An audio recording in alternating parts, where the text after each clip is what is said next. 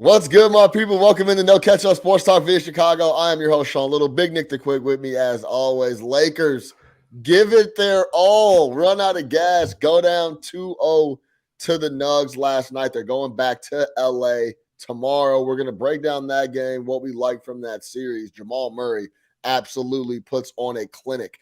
Everyone was tired, it looked like, in that fourth quarter, except Jamal Murray. We'll talk about that. And, of course, tonight, game 2. Boston Celtics, Miami Heat. Is it a must win? The classic question, is it a must win? We went through a bunch of trends for home teams down 0-1 in the series in this spot. This seems to be a big bounce back spot for the Boston Celtics. Miami has won every game one of the playoffs this year and then has continued to drop game 2. Will that continue? We'll break it all down. We're talking Mazzulla. We're talking Jimmy Butler. We're talking Tatum. We're talking LeBron. We're talking Jokic. We're talking AD. We'll get all to it. No Catch Up Sports Talk via Chicago. Let's get to it. Now look at Mossy. Really? Oh, so that's how you're going to play it. You going to do this? Okay, fine. That's all I needed. That's all I needed for him to do that. And it became personal with me.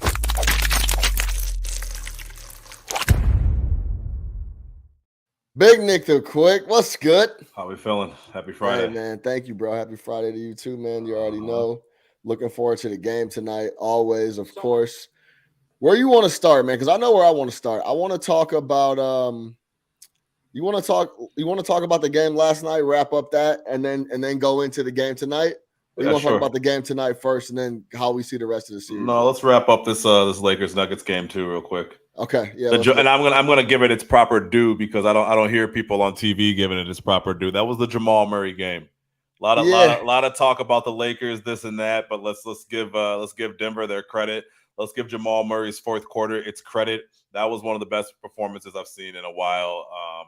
And that was like bubble Jamal again. So we gotta properly frame that before we talk about what the Lakers did and didn't do, and LeBron being gassed and all the other BS narratives you're hearing out there. That was the Jamal Murray game. That's all I thought about when I came off of that game. But yeah, very similar to Jason Tatum the other night in Philadelphia, not having anything going. Jamal Murray didn't have anything going. He bounces back and absolutely goes crazy in the fourth quarter. I should say. There was a couple, you know what's funny, Nick? The key to that fourth quarter to me, there was a lot of things going on, but they go into that the end of that third. First of all, they get the goaltend. So instead of being up 5, they're up 3. yeah. Jokic gets the goaltend call. That was very dicey. And it was a classic spot where the refs didn't call the goaltend immediately. Jokic was up in arms. The crowd went up in arms. They blew the whistle, called the goaltend. Yeah. So that takes a 5-point lead down to 3. And then that quarter, LeBron to start the game, first 9 of 11 shots are at the rim in the paint. His first 6 shots in a row are in the paint. Yeah. That fourth quarter, after he flops on Jokic, he comes down, shoots a 3, brick. Very next possession, comes down and shoots another 3. They had a spot where they could have got a little bit of separation and wasted some offensive possessions. Now, we know this is typically what happens with LeBron. When he gets tired, he stops going to the rack. Yeah. Just like every other hooper, if you really want to know the truth. Yeah, sure. When any hooper gets tired, he's not going to the rack. It's too much energy, regardless of what's going to be successful and not. I think the reason why the Lakers were able to get away with some of this stuff against Memphis and against Golden State was they're a flat-out better overall team than those guys, and they did a really good job of conserving energy. When they lost games, they got blown out because they were flat-out shelving LeBron, shelving AD, and getting those guys rest. They exerted a lot of energy trying to steal a game in Denver. LeBron feels like he needs one to win the series. That was evident. After game 1, you saw him in the tunnel extremely frustrated because he knew how close they were to stealing that one. Then they come out in game 2, play hard, grinding away, have a real chance. They're up double digits multiple times in the game. Then they end up going down double digits. Jamal Murray ends up tucking them away in the fourth. Talk to me about the Lakers right now overall. Then we know what Murray did. Leading with the Lakers. Leading with the Lakers. We got to talk to me about the Lakers, not the Denver Nuggets being up 2-0. Okay, I hear you. Yeah, you're right. I mean, I was gonna round about it, but let's start with the Nuggets then, because they are up 2-0. They played extremely well. Remember, we were talking about Jokic and he doesn't have bad games, Nick? Yeah. This was a bad game for Jokic. Absolutely. And it was a triple-double, and he made impactful shots, rotated the rock when necessary, made big rebounds, and that would be considered a bad game for Nikola Jokic. That's where we're at and how good he's been playing ball. Absolutely. Let me get the box up real quick. I'll let you rock. Yeah. Jokic, this is a bad game for Jokic. He was 9 of 21 from the floor, 0 of 3 from 3. He only got to the line 6 times, hit 5 of them. Still had 17 boards, 12 dimes, 23 points. Plus minus was +7. +7. Still absolutely impacted the game. Did a great job for them. Really quick, that fourth quarter for Jamal Murray. 23 6 of 7, 6 of 7, 4 of 5 from 3, 7 of 8 from the free throw line. Only player on the Nuggets to hit a free throw in that frame. 23 points, 1 turnover. Lakers had 24 in the fourth quarter. Jamal Murray had 23. So that kind of tells you what happened there. Yeah, as far as the Nuggets, man, and I'll give the Lakers credit on this. I thought the defensive game plan for Jokic was exactly what I had said before we talked about the series. Like, try to take him out, right? And I think they threw LeBron at him. They threw Vanderbilt at him. They threw a bunch of different guys at him and really made it uncomfortable for Jokic. And like we said, he's going to impact the game no matter what. I think that's probably, one of his most underrated things is that, hey, if this guy's not scoring, he doesn't have to go out there and get you 40 to be able to impact the game on the glass and impact the game as far as setting his teammates up. So obviously a game full of more beautiful assists and him just playing the game the right way, despite everything that the Lakers were throwing at them. So I felt that, you look at the second half and really the third quarter when the Nuggets went on that run, that's when the game kind of flipped over. And I think as we watch these playoffs, and this is one thing the Warriors were notorious for, right? These third quarters matter, right? We're going to talk about Boston and Miami soon and what happened in the third quarter there. You can talk about what happened in the third quarter here with the Nuggets as far as them staying alive and then setting up that Jamal Murray fourth quarter expose, if you will, whatever you want to call it. I thought that was just brilliant basketball from the Nuggets. Brilliant basketball from a team perspective as far as understanding that Murray was hot. Jokic might not have had it as far as scoring, but getting the rock to Murray and letting him do his thing. I thought Michael Porter Jr. also played pretty well too. I mean, you talk about a guy that needs to hit open shots and absolutely needs to stretch the floor. He did what he had to do when the ball came to him. And then I also got to give credit for back-to-back games from Bruce Brown. This guy's a player. Call it whatever you want to. Back-to-back offense and defense. He had 17 the other night. He had 12 last night. Great defense for them. Just excellent kind of at that. That's the thing. Like, he's defense first. Really then good. He's coming in and putting up double digits in points. And it's like you don't expect. And he's handling the pace and he's pushing the rock. Right. Which is what the Lakers don't want to do. Blocking shots. He's stealing shots. He's been awesome. All types of shit. Yeah. He can hoop. He's been incredible. So that Nuggets bench, I mean, I think they got a great outside of him, no one really did that well. But I think they're getting great contributions as far as him coming in. And like you said, being able to kind of handle responsibilities on offense while still doing defense, which is his calling card. So overall, I just love what the Nuggets did. I thought, again, the Lakers did play great defense last night, but they couldn't withstand that Murray run. But seeing Murray do that and just seeing Murray be able to bury them in the fourth quarter in a close game gives me a ton of confidence if I'm a Denver Nuggets fan. Now, yeah. I was going to say, especially with KCP getting in foul trouble, picking up early. two dumbass The second foul was really stupid early. The second foul was really stupid. The first one, okay, that could have went either way. But if you got one early, you got to be smarter. It just shows you how deep they are, bro. Mm-hmm. They got real shooting. Bruce Brown's going to come off the bench and impact. What do we always say, Big Nick? This guy does things. He impacts winning. Does things. He impacts the game. Yep. Like, as simple as that, dog. When Bruce Brown comes on the floor, he impacts the game. That's what he does. Jeff Green has been playing really well. Does stuff that just even stuff like getting back, contesting stuff at the rim. There was a rotation on Rui Hachimura where I'm like, oh, Rui's going to dunk this.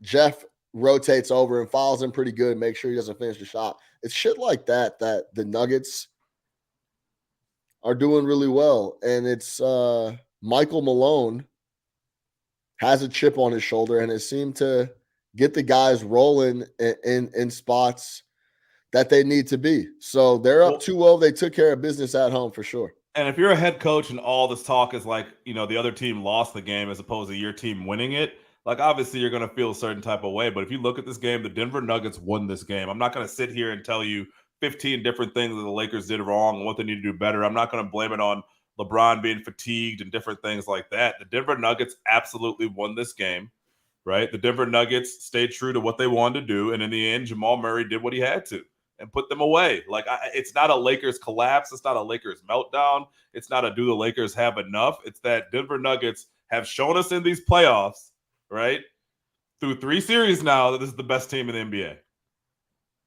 And Reggie Jackson ain't even came in yet. Yeah, exactly. No Reggie. I forgot Reggie was even on this squad. Shout out Reggie, man. Reggie deserves buckets some for the Clippers man. the last few years too. Reggie can get you some buckets, man.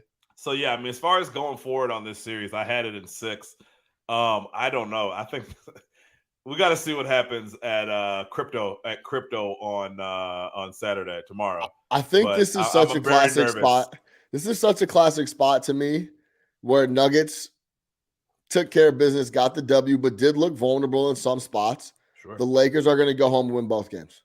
You think it's gonna be 2? Yeah, it's going to be 2-2. I hope so, because I got a big bet on Nuggets in 6. So yeah, I think that's the script on this series, and I think it's coming in. We were really looking forward to this series for the Jokic matchup, for the Anthony Davis matchup, and it's lived up to the billing. But like we said before, this was one of the worst games you'll see from Nikola Jokic, and it's a 17-rebound triple-double in a W. So are you worried about the LeBron being gassed thing? Like, I look, the missed dunk to me is he just mishandled the ball. That wasn't a sign of like his. You talking about on the dunk? On the breakaway. The one on the dunk. Yeah, he just turned it over. He just turned it over. He dropped the ball. Yeah.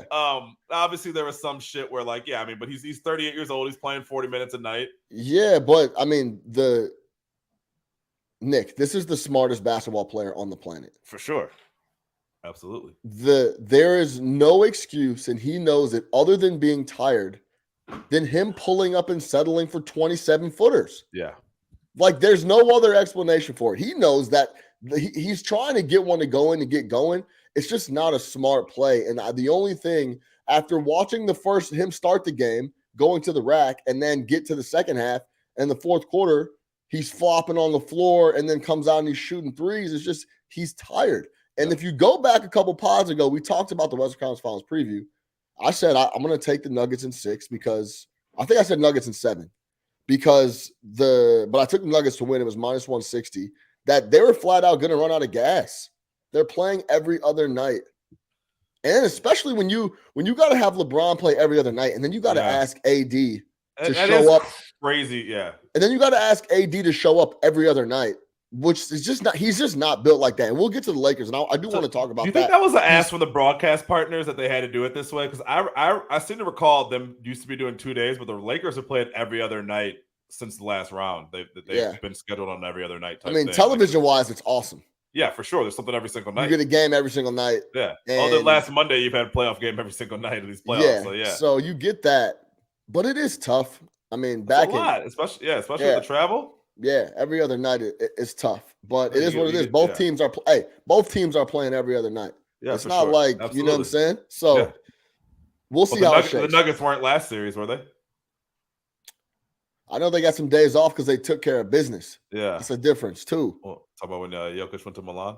Yeah, get your rest in between series. You take care of business in 5, you get some rest. Yeah, for sure. That's kind of how this shit shakes. So.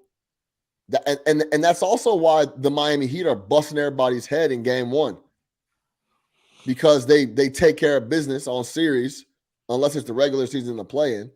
Then they don't take care of business. But when they get to the playoffs, they take care of business and they're locked and loaded. They beat the Bucks in 5. They get some rest. They have a grinder against the Knicks, but they get some rest after that. Yeah. And then now game 1 against Boston, who fucked around against Atlanta and then fucked around again against Philly. They go to 7. They lose game 1. And then fucked around at home against Miami in game 1. Perfect lead in. Yeah, exactly. So that's where we're at right now. But let's talk about the Lakers really quick because the whole is it Anthony Davis is a superstar, Nick? Yeah, of course. Superstars don't show up every other game. That's where that shit has me feeling some type of way. I can't count on you every game. I'm worried about game in, game out, you potentially not showing up on one side of the floor. You ever worry about Jimmy Butler not showing up? Never. You ever worry think about the rest of the superstars in the NBA. Do you ever think about them being like, man, I don't know if D-Book's going to show up.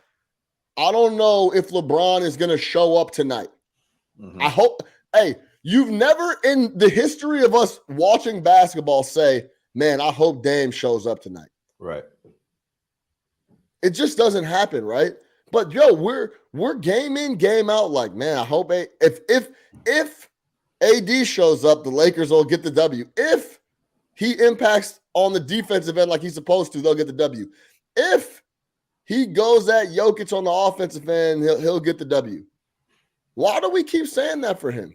Yeah, like that bothers me when it comes to like superstar play. There should never be a discussion where it's like, hey man, hopefully AD shows up tonight. What? Right. Yeah.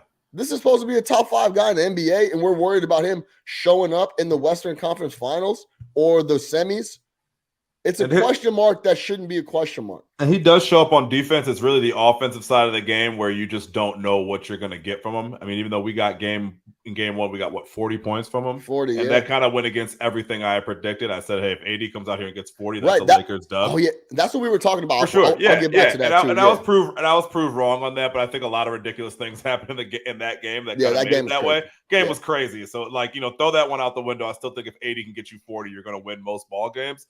But the problem is he's just not a guy that goes out. It doesn't seem like, and I don't want to do like the whole first take, hot take type thing, but he just doesn't seem like a guy who goes out there every night and says, I'm going to take off someone's head, right?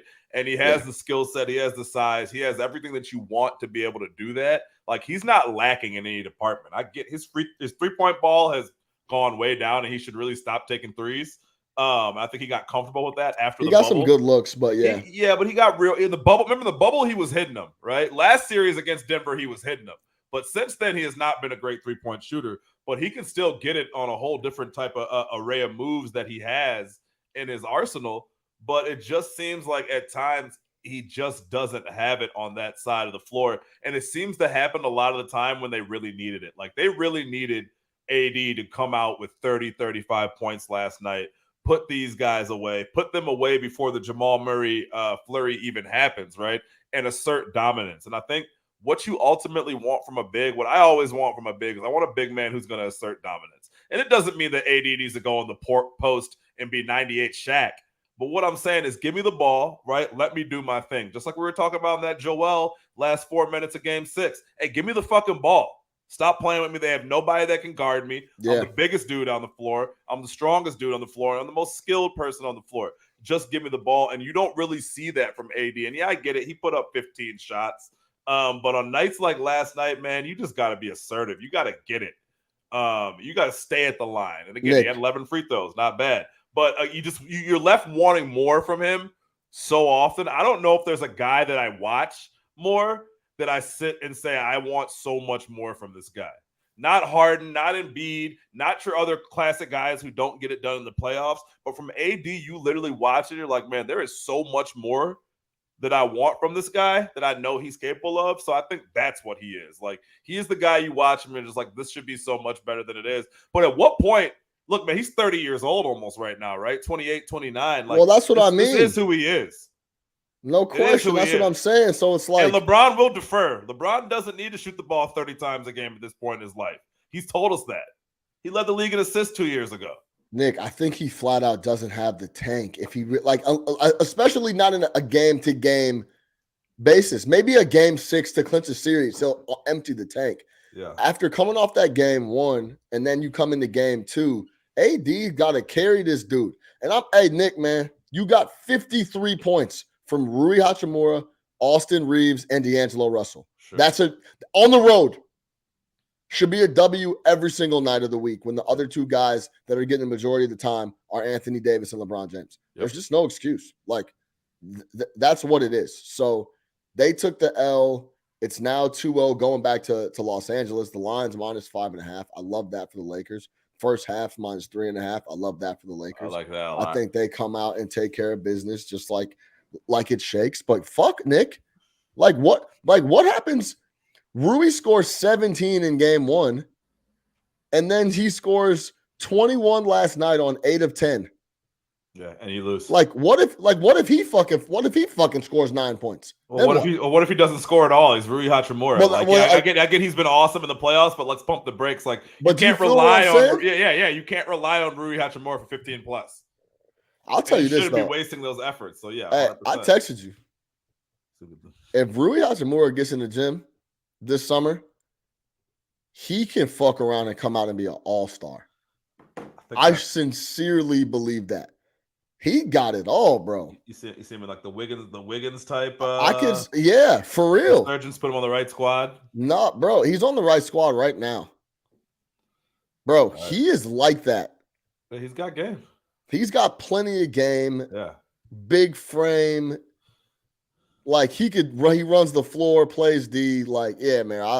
Man, it's a little different when folks start paying attention to you, but yeah, that's true. That is true. You know what I mean? Like, that's true. Lonnie slowed down for Lonnie Walker a little bit. It slows down when guys are like, "Hey, Mark." Like, that's why you got to sign those deals. That's why I say Reeves is that dude, because the attention's been on him. Like, we know who Reeves is now at this point. He's still out here dropping 22. Yeah, he's nice. He's fucking nice. So he's the guy where it's like, okay.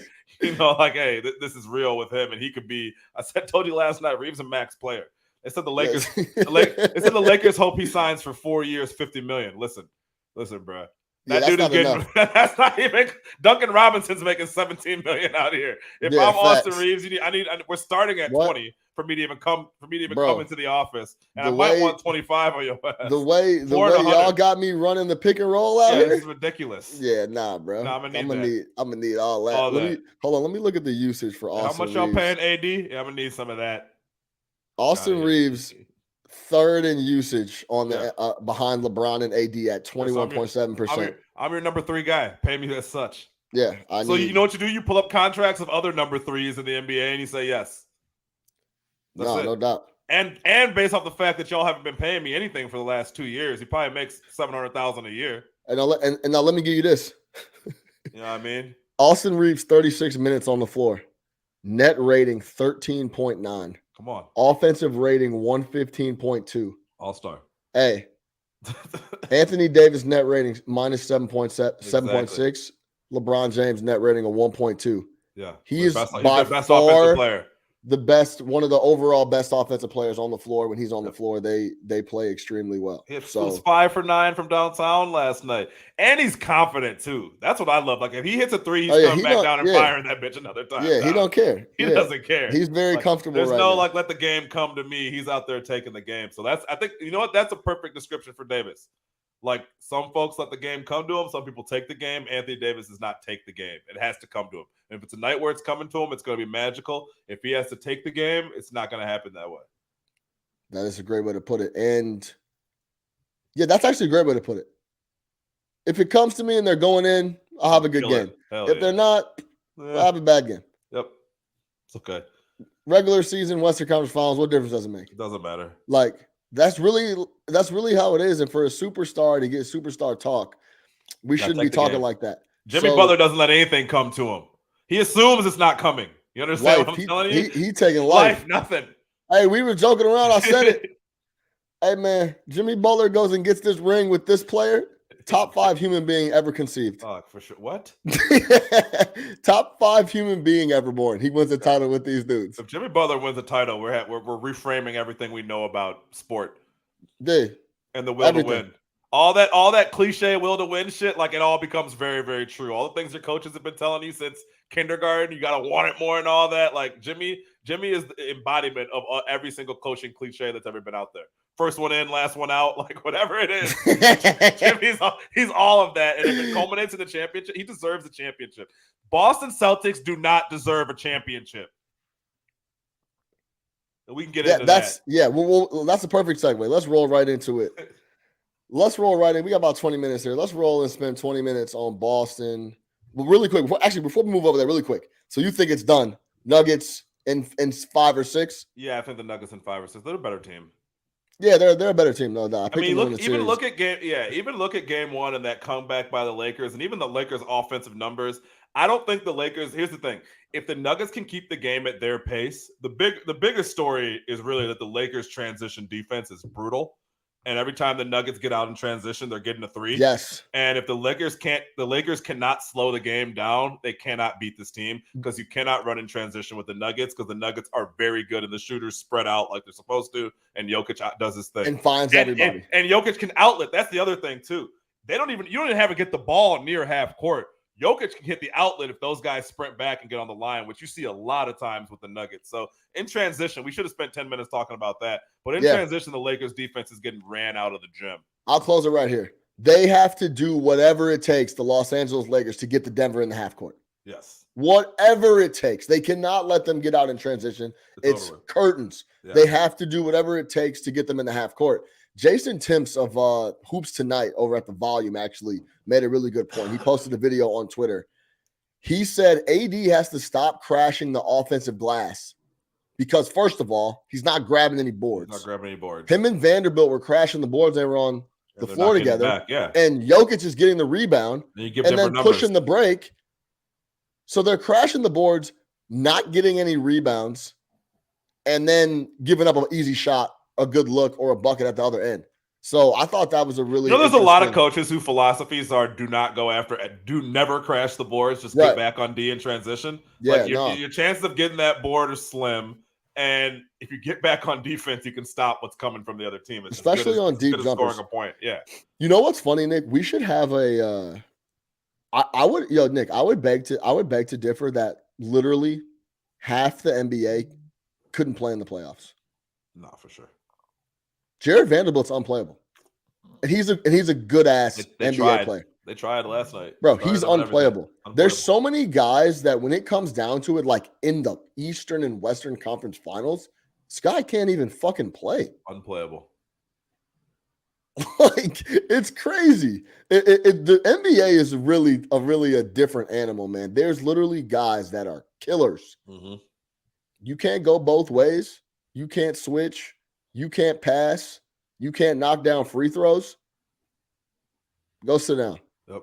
We'll find someone Thank you for your contributions from October for the April. Regular season. Yeah, I really appreciate you. We'll talk to you soon. Go get some clothes. Get comfortable on the bench.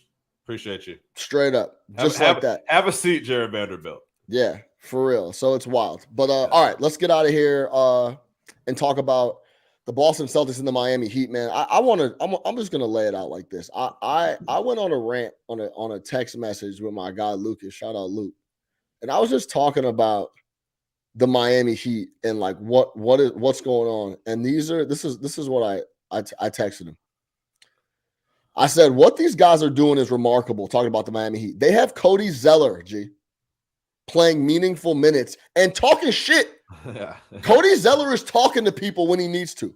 Yeah. He was talking to Julius Randle on the ground. He's talking when they don't give a fuck about anything, anyone, anybody. Just make the right play. It's beautiful. These are my messages verbatim. Then they have this stone cold killer at the head of the snake that does it all, gives them the confidence. He instills confidence in these dudes like something I've never seen. Yeah. They don't care about the media. They don't care about what anybody's saying. They don't care about shit about outside of the Miami Heat building and what they got going on.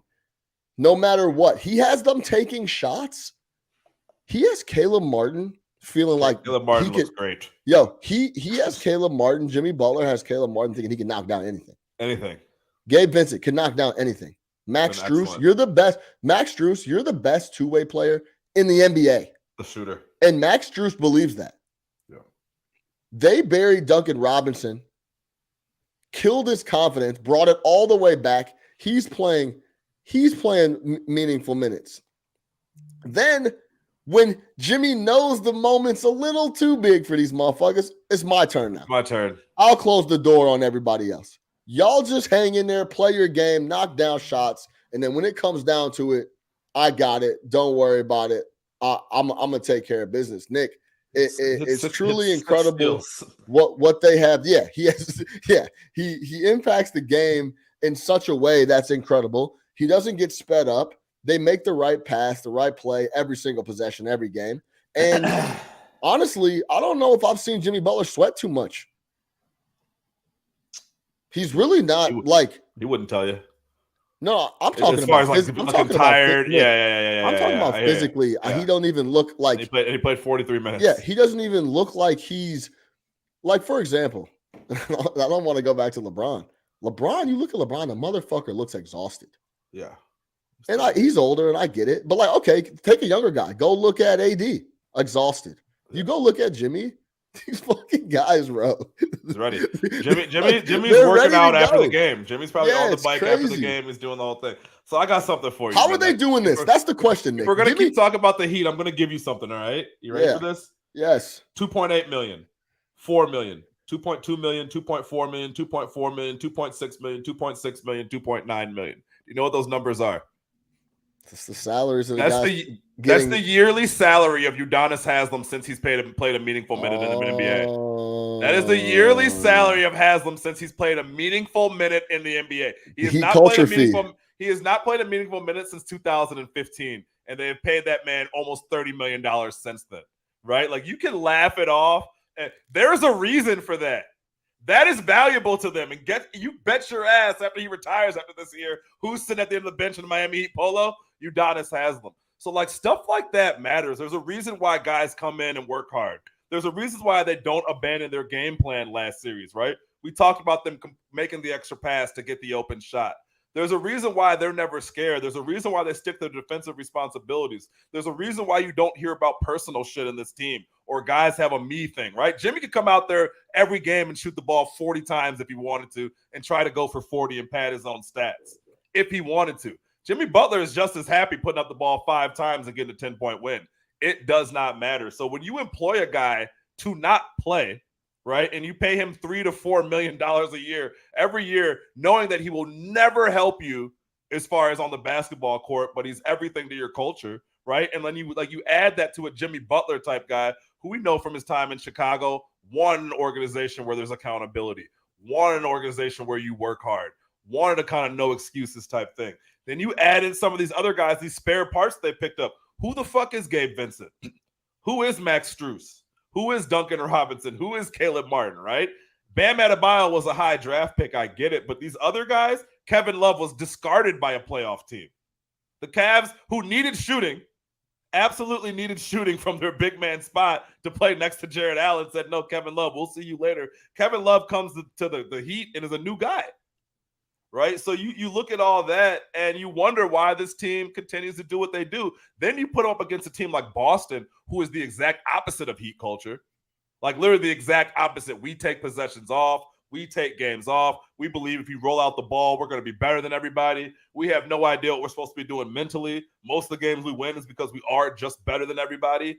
Like, and that's why game ones happens. And that's why I was so confident putting down good money on the Heat plus 285 in game one. You want to talk about classic spots. You're asking the Boston Celtics to play 3 good games in a row? That's what I saw. I said, okay, Boston to play 3. I didn't even take the points. I took them straight Not even. 5, 6. So they played one good quarter in Philly. Yeah, one good quarter in Philly, and then an awesome game 7. And then they followed it up with another game 1 against Miami. That wasn't possible. It just 13 good quarters in a row from this Boston team, not a chance. I wasn't even taking the points. I'll take the money line on that because to me, Miami was going to come in there and smack them in the mouth for everything we just talked about, everything you just talked about, everything I just talked about. So I'm not surprised at all. There was zero surprise in that because this is who Boston is, and guess what? It's also who Miami is. Are they going to win the series? Probably not. But you were asking about a sweep the other day. I'm like, come on, man. You know these boys ain't getting swept. Yeah, no, every series, bro. Every series, they're never getting swept. We were talking about. Remember, we were talking about Boston and Tatum and those guys. They have Game 7 experience. You want to know why they have Game 7 experience? Because they're always playing fucking 7-game series. Yeah, they're always playing 6 and 7-game series. That's why they have. Miami takes no game for granted. No, they don't. None. Except for the regular season. Except these game 2s, bro. Yeah. Because listen to this, because we were talking about this yesterday. Go no. This isn't getting beat, bro. Go. I got it for you right here. Go listen to the Buckets pod too. After you listen to No Catch Up. All right, hold on. Hold on. I had it written down. Okay. Home teams are 11-1 against the spread in game 2 this year. That's Boston Celtics. Over the last 3 postseasons, home teams 35-7 against the spread in game 2s. 16-2 against the spread when trailing a series 1-0. Let's talk about the Heat. This is deja vu. Let people know that the spread tomorrow is 9. Yes, the spread tomorrow is 9. Minus 9. 9. So keep that in mind. This is deja vu. Heat have won game 1 of each series. They beat Milwaukee, they beat the Knicks, and they beat the Celtics. They lost game 2 in Milwaukee. They gave up 138 and lost by 16 to the Bucks. You want me to repeat that? Yeah. they take care of business, get the W. They get absolutely rolled out in game 2, go back to Miami. They lost to the Knicks. That was without Jimmy Butler. They almost won that game. They almost won that game. I was at that game. Very almost good won game. That game with no Jimmy Butler. Yeah. Very good team effort for game 2 there. But go back to last year's Eastern Conference Finals against this very same Boston Celtics team. They won game 1. They lost game 2 by 25 points. We want to talk about MOs. This is that spot where they seem to come off the gas, get a little rest, potentially take the game for granted, like you just said. And then it's like, okay, buckle up. We now have home court in Miami. Let's get to it. We'll see if that's how they approach it. I'm going to lay the points with Boston. I think this is a double-digit win for the Celtics tonight. Stay tuned. We'll see. Yeah, I want to get over. Lay the points or nothing, I would say, for sure. I think for every reason, just yeah. It's a classic spot. It's the classic spot, and you just laid out every reason why. The absolute desperation that the Celtics are going to come out with, that whole thing. We got about 10 minutes. Of being desperate? I mean, they bounce back every time they've been desperate. Yeah. So it seems that way. Now, will they get grinded out? Maybe, but we'll see. We'll see. I want to talk about the Celtics some more. I want to talk about Joe Mazzulla. I'm not really rocking with his attitude when, as a rookie head coach and a younger guy, knowing the situation that you're coming into, everyone really liked the last coach. Don't forget that. Don't forget you backed into this. They didn't. Hey, yeah. Joe, don't forget you backed into this gig. Let's not act like you were out there on the coaching wire and Stevens went and got you. Yeah, you understand what I'm saying, right? Yep. So this is Mazzulla a couple weeks ago when he was getting flack about making adjustments, the whole thing. Here's Joe Mazzulla. This is a quick clip. This was after a W, and he was feeling good. And we got great looks, and we made the right play every single time. Thank you, Joe. Nobody wants to ask about all the adjustments we made from game 1 and game 2. Essentially, y'all were on my neck about adjustments, but now we get a W. No one wants to ask me about the adjustments I made, right? Clearly taking it personally. Like, hey, I'm reading the newspaper. I see everybody's on my head about not making adjustments. We heard what Marcus Smart in that Athletic article said about we basically don't have an offense. We have no plays. He has 2 plays. We just come out and tinker with a couple plays and shoot threes is basically what he said. So he's taking that stuff personally. Then now this is Mazzulla yesterday when they asked him about the timeout because they got absolutely blitzed in the third quarter, gave up 46 points, arguably the best playoff quarter the Miami Heat have ever played in franchise history. Yeah. After being up 9 points, the Boston Celtics were. They asked Mazzulla about the timeout and being prepared to play, and he said they let go of the rope. Here's Mazzulla, but listen to his demeanor and how he's approaching the podium. In the third quarter, that's what they do. They play harder than their opponent. How are you guys unprepared for that? And we were prepared. We played harder than them in the first half, and then they outplayed us for 1 quarter. So we were prepared for it. We had the right mindset heading into the game. No. We had the right mindset heading into the game. We played harder than they did, and we were prepared. And we did a great job. The third quarter made all the difference, right? It did, but we were prepared, and then we let go of the rope. And so there's 2 storylines here. It's one, we were ready to play, and we had a great job executing on both ends of the floor in the first half. And it's about the consistency of they're going to continue to play. And so we have to be prepared for when we do outplay them, that they're going to respond and we have to respond. And so we were prepared. We just let go of the rope. Wait. We were prepared, but then he said we have to be prepared. So if you have to be prepared, you weren't prepared. This is like the practice rant? How many times can you say the word prepared? But he literally goes, we were prepared. Then he goes, so we have to be prepared. So you weren't prepared for the whole game. You were prepared for 24 minutes of basketball. Nick, when coaches are sure of themselves and what they're doing, they don't respond like that. Go listen to Spo talk. Go listen to anyone else talk. Go listen to Darvin Ham right now, even being down 2-0. The difference between Missoula and Mike Malone is Mike Malone feels disrespected about his team.